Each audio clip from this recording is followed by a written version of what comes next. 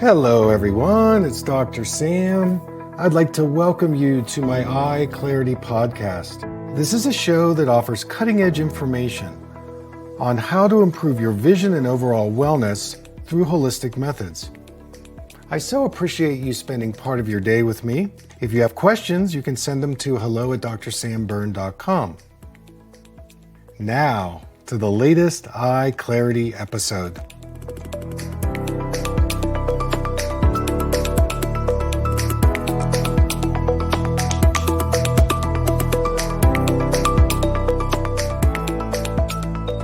Hey everybody, good evening. It's Dr. Sam. I'd like to welcome you to Facebook Live. And we've got a lot of questions tonight to get to. A couple of announcements. I'm going to be teaching a 3-day retreat, online retreat, in the beginning of October 7th to the 9th. It's called the Vision Sanctuary Retreat. And we're going to be putting it up on the web store in the next week or so. So if you want to sign up, that's a way to do it. If you have any questions, you can contact me at hello@drsamberne.com. I've taken a break from doing any online workshops for a few months. I'm working on some other projects. So people have been asking when I'm going to be teaching again. And so here it is, the beginning of October. So Friday, Saturday, Sunday. Also, it will be recorded, so if you can't make it live, you'll be able to watch it anytime you want, 24/7. You'll also get a 10% discount on all my products on my web store. So check it out. And again, if you have any questions, just shoot me an email. So I want to start off the show tonight, and I'm going to take a question from a mom who lives in Australia, and she has a daughter who's got a condition called Ophthalmoloplegia. It's kind of a complicated disease. And I want to give you a little background on this condition. So her daughter was diagnosed with this progressive degenerative disease. It's basically a problem with the eye muscles, and it can be very deteriorating. But anyway, she was first diagnosed at age 10, was referred to an eye specialist because the eyelid was drooping a bit. We call that ptosis, where one of the eyelid actually comes over the eye and the eyelid gets weak. So she had many tests around her eyes and the nerves, and nothing was recommended at the time. Now at 30 years old, the eyesight in that particular eye where the lid is drooping is getting worse, and she wants to know what I think. Okay, so in this particular condition, so we have 6 eye muscles that attach to the eyeball externally. We also have internal muscles that attach to the lens of the eye, and the muscles in the eye change the curvature of the lens, and this is how we get to focus up close, release the focus, look far away. So in any case, in this particular eye muscle condition, there is a progressive deterioration, and there are not many reasons why we develop it. Obviously, there can be, conditions like having a tumor, having a viral infection, trauma is another reason. So the thing is that, when you've got this kind of deteriorating eye muscle condition, the first thing I would do is I would go to a functional medicine doctor, and I'd find out if there's any heavy metal toxicity, if there are problems with the thyroid. That can be another issue. I would also check the circulation and make sure the circulation in the brain is working properly. You may need to get an MRI just to make sure that there are no tumors or there's no neurological disease going on. Now, in terms of treatment, I get it. In conventional eye care, there really isn't a whole lot you can do. I guess you could do Botox injections, which would help temporarily.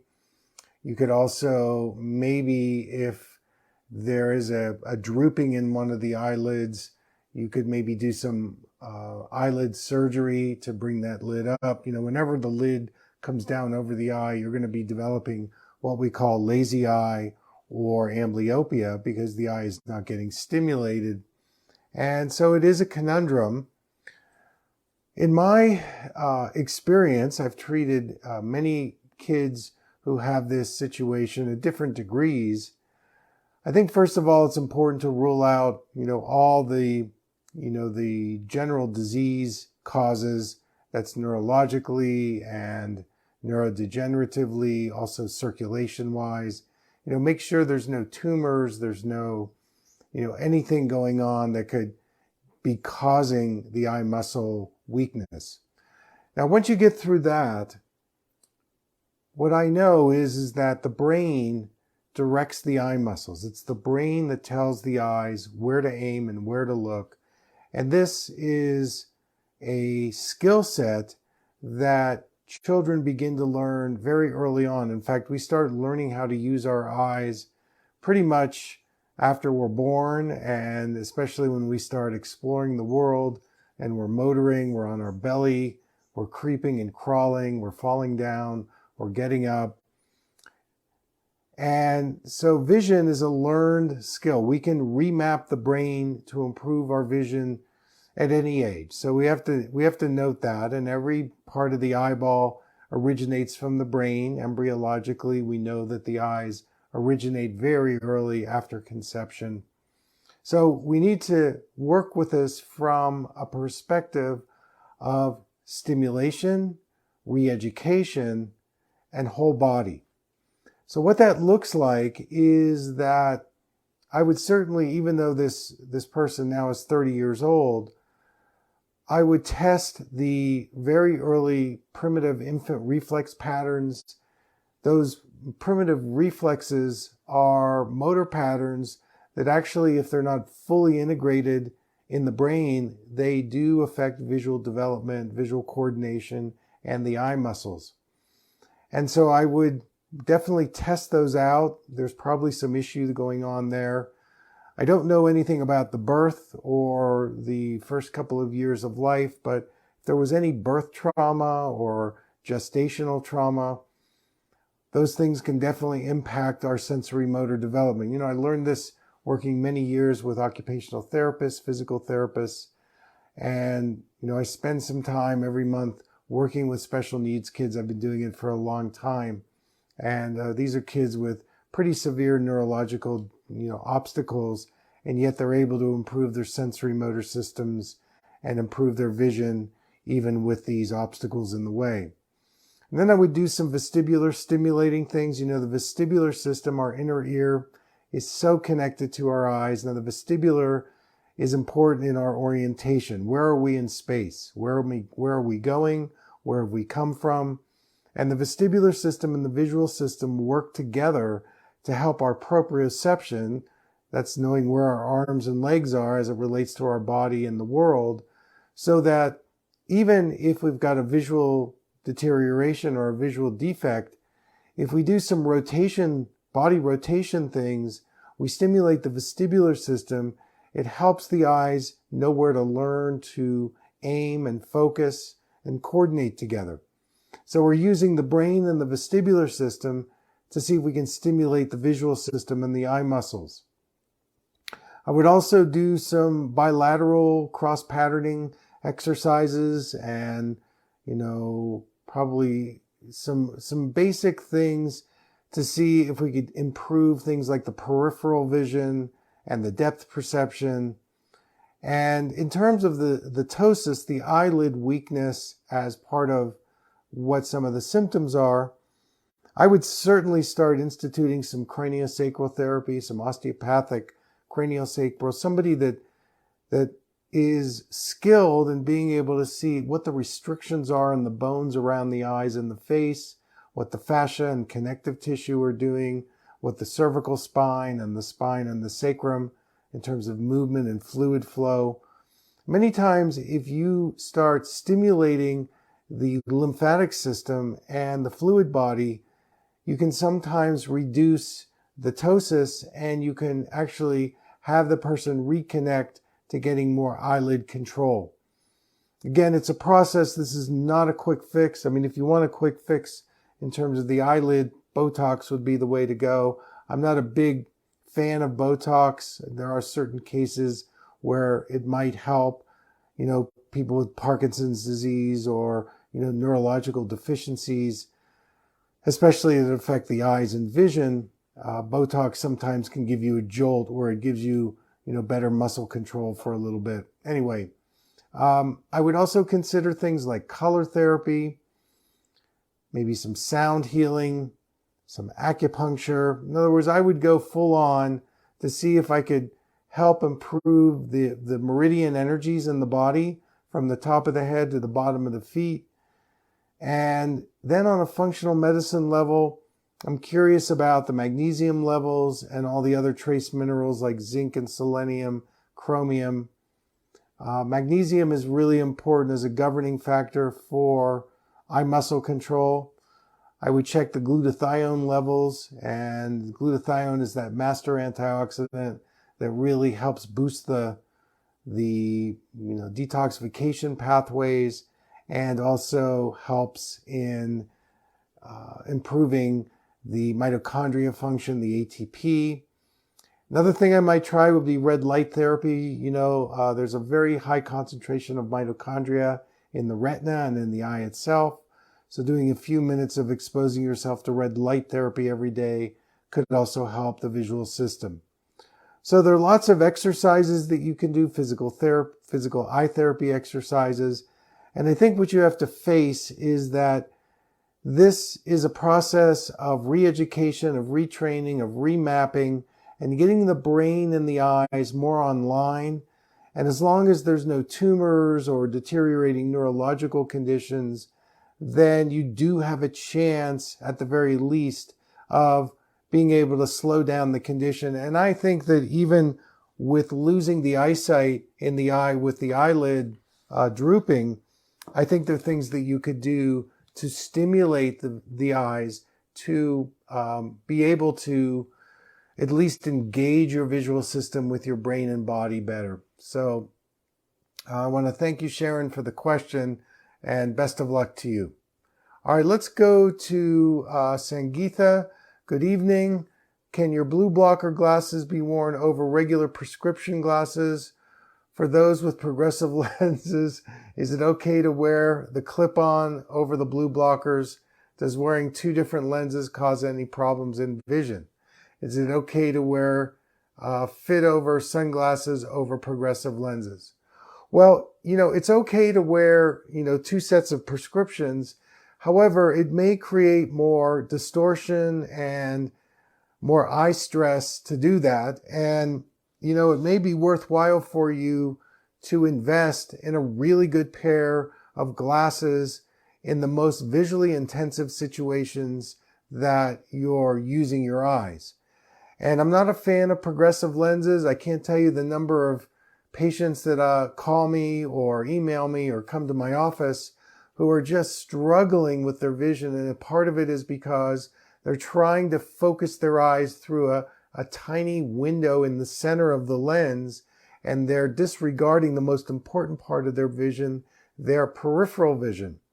So one idea might be to go to your eye doctor and ask him or her for a specific computer prescription. This would be one lens, and you could get the blue blocker in it. And that by far would give you the most ease and comfort. It would also improve your performance and reduce your stress to get that pair of glasses for that particular circumstance.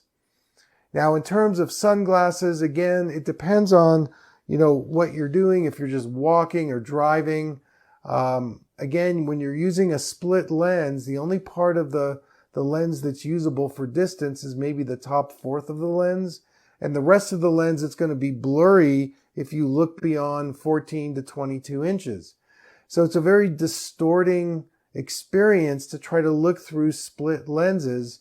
Again, it's worth it for you if you work with your eye doctor or an optician to get a really good pair of sunglasses. I like either neutral brown or neutral gray tints. Those are the best, although, you can use other tints as well. And then you can decide how dark you want to go. If glare bothers you, if light sensitivity bothers you, then get a darker tint on the sun lenses. I'm not a fan of polarized glasses because with polarization, your right eye and left eye are competing with each other to try to bring the two eyes together. And it can be very confusing and stressful for the brain. So, unless your visual system is working at a super high level, I would not get the polarized. However, I do think, again, it's better to get a single vision lens or a lens, just one pair of glasses, and not try to put, glasses over a pair of glasses you're already wearing. Certainly the clip-ons would be an easy alternative, but if you're using progressive lenses, again, it's putting a lot of pressure on your eyes to try to look through those tiny windows, and you're excluding the most important part of your visual system, which is your peripheral vision, your side vision. Peripheral vision is so important for memory, depth perception, your balance, your orientation. And when you wear progressive lenses, it's like you're putting your vision in a straitjacket. And although you have the convenience of being able to change your focus, conveniently, it's costing you a lot of energy to be in that very tight, narrow type of experience. So do what you can. I know you got a budget going, but these are your two eyes, the only eyes you have. So save your money and shop around and get something that is close to your eyes and don't have all these lenses and filters between you and the world. Okay, so now we're asking about organic hexane-free castor oil. I think that castor oil in small dosages really helps heal the skin. If you did a kind of a retrospective on the benefits of castor oil, you would see that it's anti-inflammatory, it supports the collagen health, it's boosting the eyelid. In this particular case, when you massage it on the eyelids, it helps moisturize the eyelids, and that's the place where the glands live, so that when you're using this little bit of castor oil on the outside part of your eyelids at night, you are moisturizing your eyes in a way that's pretty sustainable. And, if you're dealing with something like cataracts, you could certainly do something like NAC or carnosine. Those things can work well. Kind of depends on the type of cataract you have. So if you've got a cataract that's a cortical cataract, this would be a cataract that is like spokes around the edge of the lens. And by the way, when you go for your exam and you are diagnosed with cataracts, ask your doctor, do you have a nuclear cataract that's in the center and the front of the eye? Do you have a posterior subcapillary cataract that's in the center part in the back? Or do you have a cortical cataract that's the one that's around the edges? So if you have a cortical cataract, there's a glycation process going on where the glucose molecule attaches to the protein molecule of the lens, and this starts the slow deterioration of developing sugar-based cataracts. So eliminating all sugar, dairy, gluten from your diet is important. And then using something like NAC or carnosine could be helpful in disrupting that glycation process. In a nuclear cataract, what happens is this is more of an aging antioxidant accumulation. And in that particular case, I would tend to use more of a glutathione vitamin C cocktail. And there's an eye drop out there called Ocular Med, OCLUMED. You've heard me talk about it. You can get it from collegepharmacy.com. That particular eye drop's got glutathione and vitamin C in it. And that would be better if you have a nuclear cataract or a posterior subcapillary cataract. The cortical cataract is going to give you some halos. It's going to give you some light sensitivity, but your center vision is probably going to still be good. With a nuclear cataract, that's where things get pretty foggy and blurry pretty quickly. And so you have to note that how much you want to tolerate that blurriness before getting the intraocular lens put in. And in a posterior subcapillary cataract, you have a little bit of blur, but where it really affects you is when you drive at night and you get sunbursts and glare and light sensitivity. So it has a little bit of the same thing as the cortical cataract, but the cortical cataract, usually you can maintain your clarity a little bit longer. So as long as you have, as long as you know what you're dealing with, then you can apply either the carnosine or the NAC if it's cortical, or if it's nuclear or posterior subcapillary, then you can use the Ocular Med. The MSM 5% eye drops are wonderful to take as a preliminary, so you put those in first, and that helps accompany the second eye drop more deeply into your eyes. I wait about 30 seconds after putting in the 5% MSM, and it could sting a little bit, and then you put in this second eye drop. I would do that 2 to 3 times a day, and if it's going to work, you'll start seeing some improvements pretty right away, and it takes about 3 to 6 months to get rid of those cataracts if your body is ready to do that. With some people, the cataract gets worse, so you just have to see how much you tolerate the blurriness, distortion, the glare, and so on. And if you have to get surgery, the cataract surgery is the best one to get. It is a very high success rate, and so it's a good one if you have to go there. Remember, if you do get cataract surgery, you want to protect your eyes from the damaging blue light afterwards. So make sure you supplement with lutein, zeaxanthin, 16 milligrams of lutein a day, 6 milligrams of zeaxanthin, those are the plant carotenoids, and about 6 to 12 milligrams of the marine carotenoid astaxanthin. You want to do that daily. That's going to protect your macula against the damaging blue light. And then wearing blue blockers for all your screen time. So a lot of times the cataract surgeon doesn't tell you that the intraocular lens doesn't have a filter on it. So you have to be proactive and just take charge and say, okay, I need to get blue blockers if I've had cataract surgery.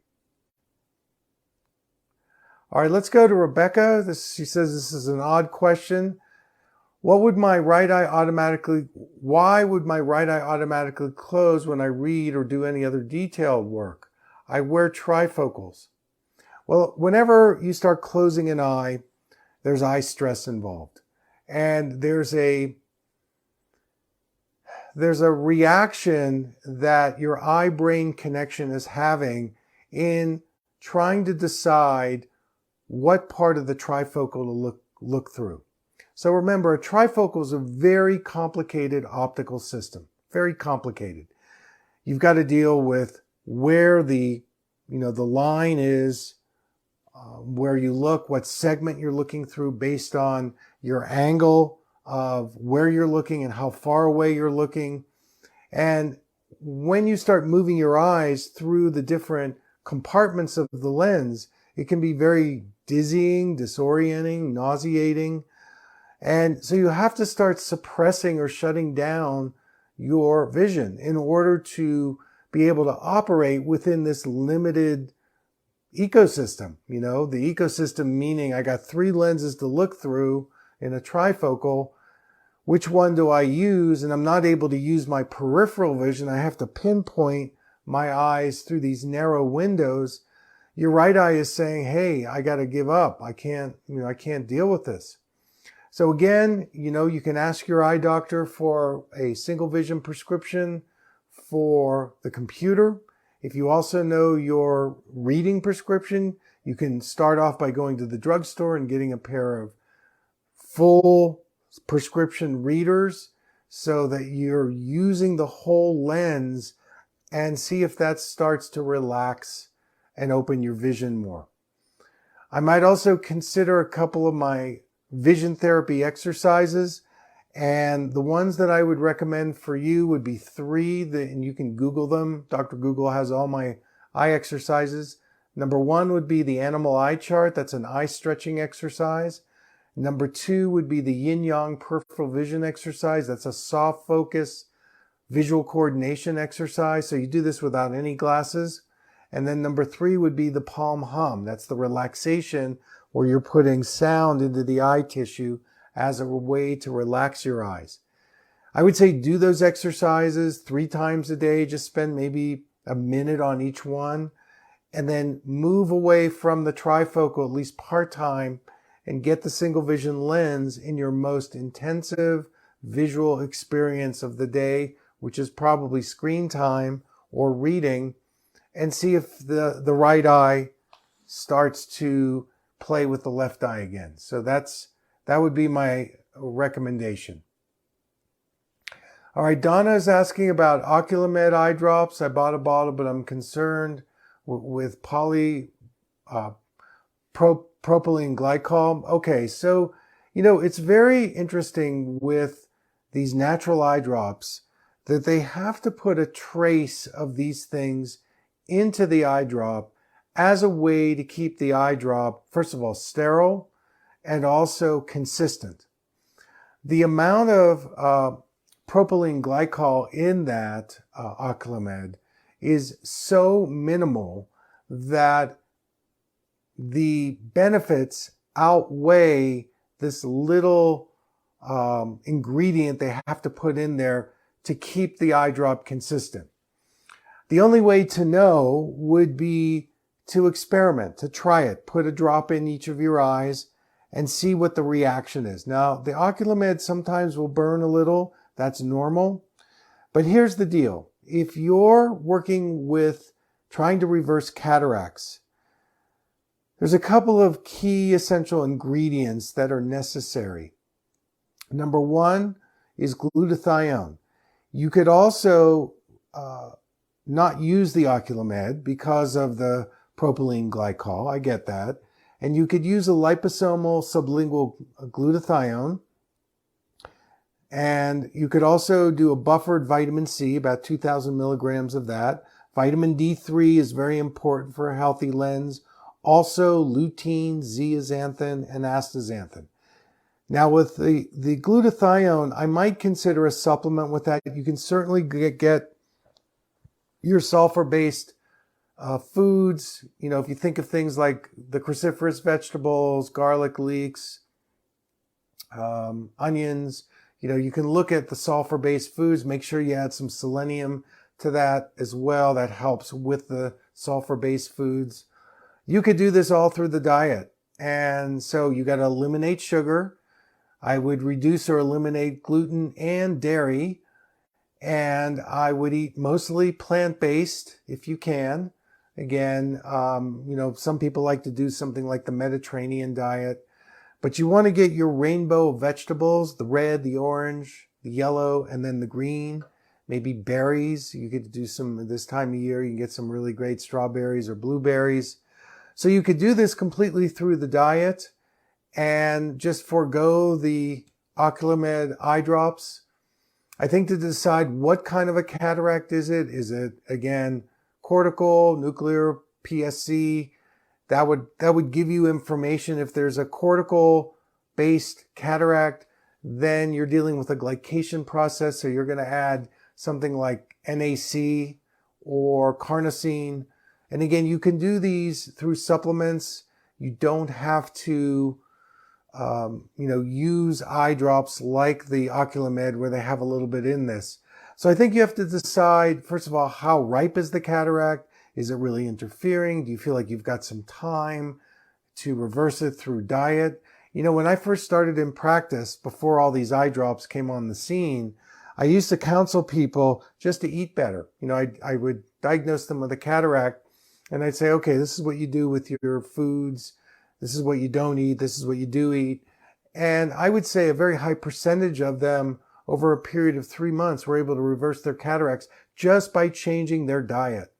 So, it's kind of up to you. I really hear you on the propylene glycol, but, again, you just have to decide where you want to go with this and what you want to do.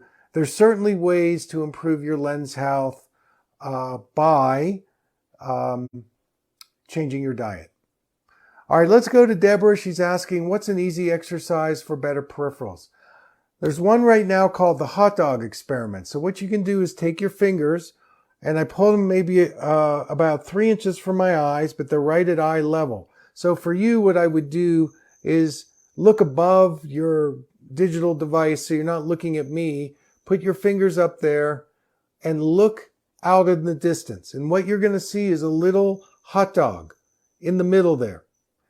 You can move that around. So my mental focus is at 20 feet and I'm just looking through my fingers. And right now I've got a really nice hot dog. And so I'm really working my peripheral. So that's one way to develop peripheral vision. Number 2 would be to practice walking backwards. So walking backwards requires you to look over your shoulder and to expand your 360 vision. Now, I would do this in an environment or a climate where there aren't a lot of moving objects or, obstacles because you don't want to fall down. But practice walking backwards and that will open your peripheral vision. If you want to take it to the next level, get an eye patch and do it with the eye patch. Now again, I would do this in, say, like your bedroom or your living room, someplace where it's safe for you. I don't want you to do it in the middle of, the city where there's lots of places where you could fall or get hurt or anything like that. Now, the third way to improve your peripheral vision is on my website is an exercise called the Yin-Yang Peripheral Vision Exercise. And you can download the chart, print it out. You hold the paper up to your nose. You're looking at the 2 yin-yang symbols and you're mentally looking through it. You push the paper out and you all of a sudden get 3 yin-yang symbols. You take about 30 seconds, you move the paper and you keep the 3 yin-yang symbols.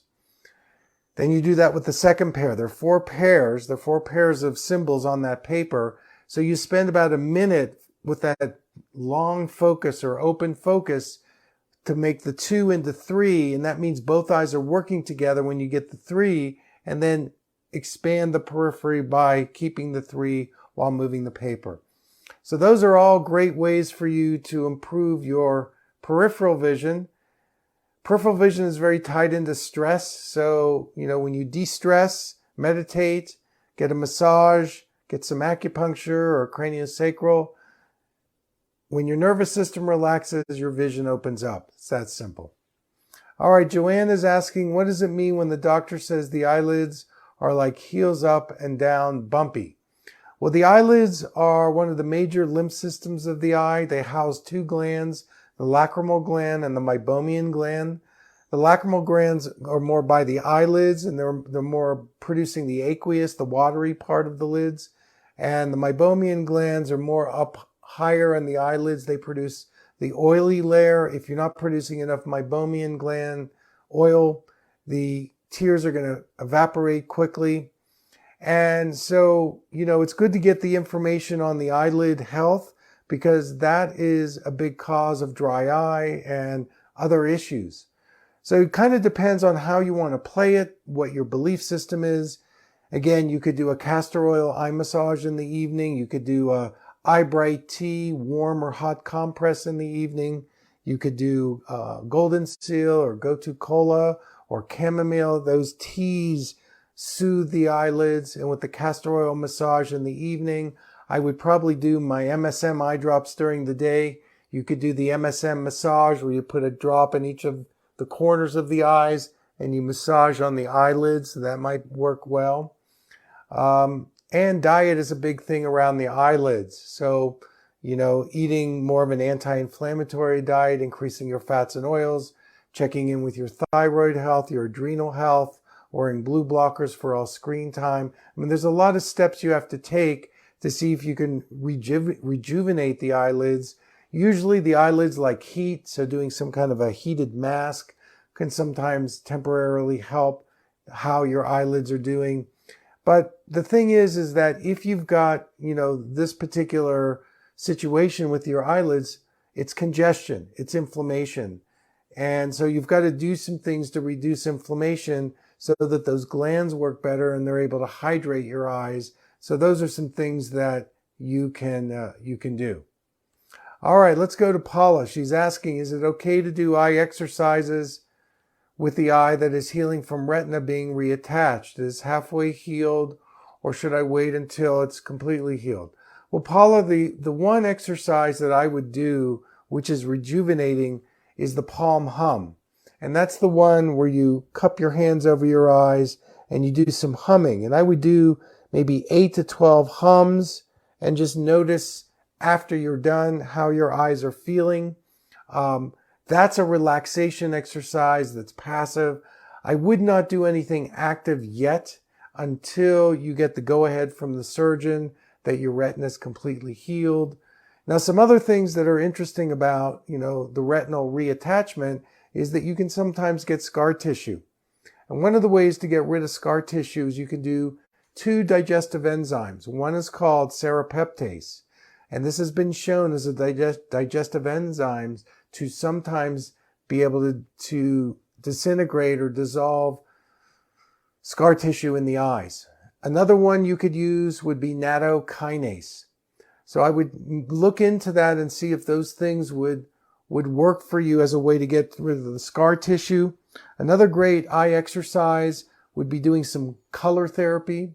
And you could use, say, the blue or the blue-green. You can get a gel or a pair of glasses and just let the color bathe your eyes. The blue and the blue-green are great for trauma and surgery. You can even do it with the eyes closed, having the gel there, and the eyelids will titrate the amount of color getting in. So that's very, very gentle. So those would be some things I would do. I'd make sure you're really boosting your antioxidants, your probiotics, getting really good fats and oils. The retina is made up of about 50% fatty acids. So the omega-3s are so important. I would really be loading up on omega-3, 2,000 milligrams a day, definitely. And, really have a clean diet, things like that. Do some meditation, relaxation things, and visualization so you can heal from this quickly, because it's the mind-body that really helps us heal from the surgery more quickly. All right, Laura is asking about drusen. You're scared to death of it. You don't need to be. So it's just a fatty deposit on the retina. It's pretty normal. So with wet or dry, usually for most people, they start with the dry form, which is less serious. The wet form is going to create more distortion in the Amsler grid. There's going to be fluid buildup behind the eyes. So I would definitely do a couple things. Number one, you need to do the carotenoids if you're not already. Lutein, zeaxanthin, astaxanthin, vitamin A. Make sure you're getting some zinc to help absorb the vitamin A. If you have issues with liver or gallbladder, I would do a bile salts supplement after you take the vitamin A. Vitamin A, lutein, and zeaxanthin are fat soluble, and if you're not producing enough bile, this impedes your ability to absorb the fat soluble vitamins that are essential for eye health. Make sure you're getting enough omega-3s, wear blue blockers, and I would do my eye exercises. I'd probably do the one for macular degeneration. It's a 90-day program. Work each eye separately, be really gentle. So those are some things that I would say you could do. If you've got the wet, I would consider, maybe checking yourself for mold. Some people that get wet AMD, they've been exposed to mold and they're dealing with black mold in their body. I would definitely eliminate dairy because dairy makes your body more damp. Sugar is another issue. With wet AMD, that's a precursor for diabetes, or at least glucose levels that are out of whack. Maybe hook in with a functional medicine doctor, talk to him or her about the possibility of intermittent fasting or the ketogenic diet. Again, I wouldn't do any of this on your own because you want to get some blood panels.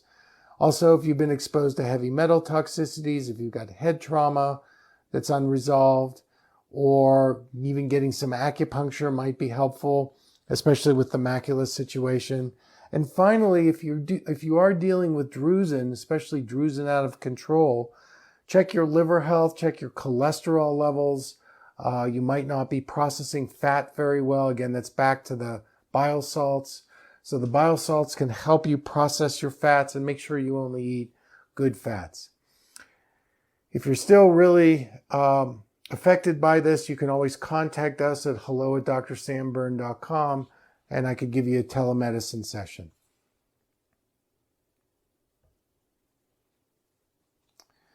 All right, ladies and gentlemen, I think I've answered all of your questions.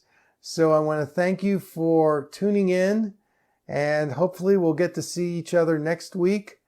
If you want more of me, I will be on Instagram this Saturday at noon Mountain Time on my Instagram channel. I'm also going to be doing a special TikTok live. I don't know how many of you are doing TikTok, but I will be on TikTok live at noon Mountain Time on Friday. So if you want to learn more, if you want to get more Q&A, those are some ways to get me. Obviously, you can go to my website, drsamberne.com, check out my podcasts, blogs, video blogs, and so on. All right, everybody, I wish you well. Until next time, take care.